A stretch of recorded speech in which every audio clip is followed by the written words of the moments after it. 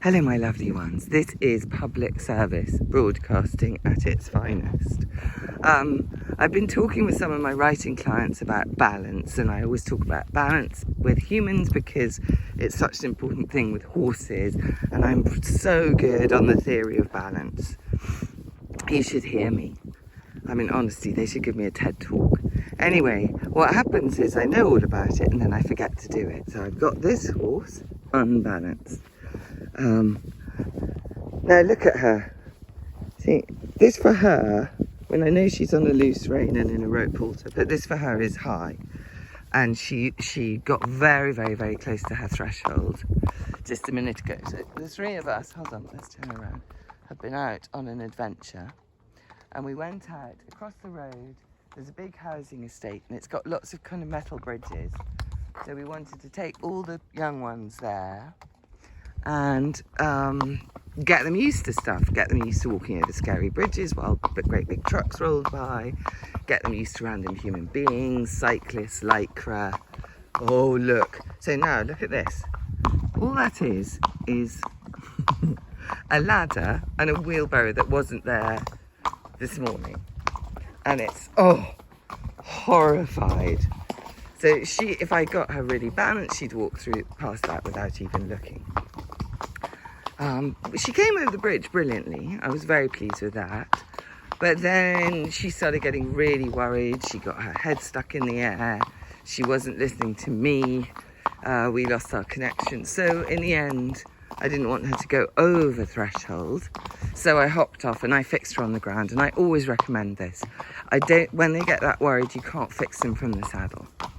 So I did lots of yielding the hindquarters and yielding the shoulder and just connect, focus. And gradually she started to bring herself down. But as you could see, that was all about 15 minutes ago. Even now, she was still carrying the last of it, the last of those jangles, the last of that reactiveness, the last of that fight or flight.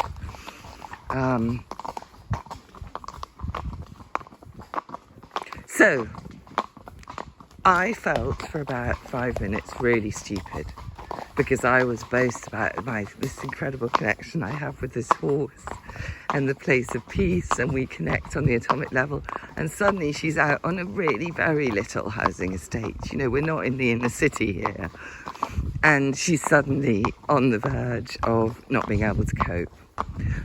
And the gremlin voices came in and said, "You're an idiot, you're a failure, you're a fool." And I felt very grumpy indeed. I snapped at one of the posse. I had to apologise. And then I realised it was because I was angry with myself because I thought if I'd done my job perfectly, she shouldn't get anywhere near her threshold. She should be able to walk around the housing estate like this.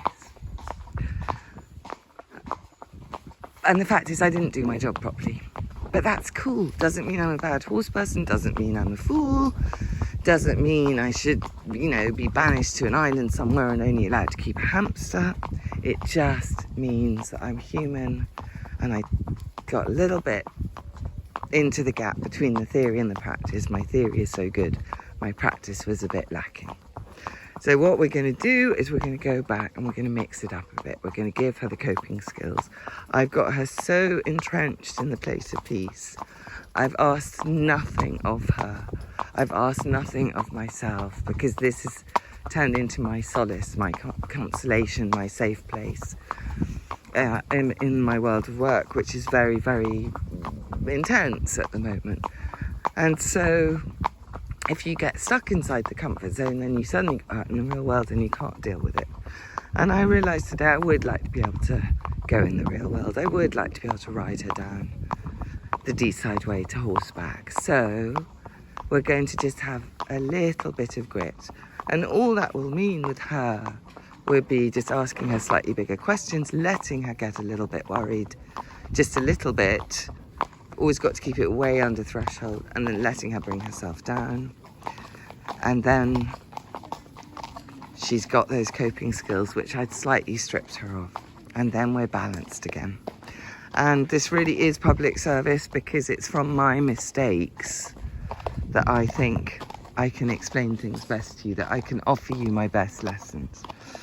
And I made a mistake, and I forgave myself, and she forgave me, and we learnt, and we'll go forward better than ever. And whoa, good girl. So she can still stop from off seat. Oh, there we are. I might have to use the rein a little bit, just a little bit. And there's all my girls, look. And they've been very forgiving too, because I did get a bit bossy and snappy with them. But they know me pretty well by now. Oh. And actually, while I'm here, can we just say Florence's first time over the metal bridge, and Freya's, and both of them went over first time. Pretty impressive. All right, my lovely Red Mare crew. There we are, all back in peace and togetherness.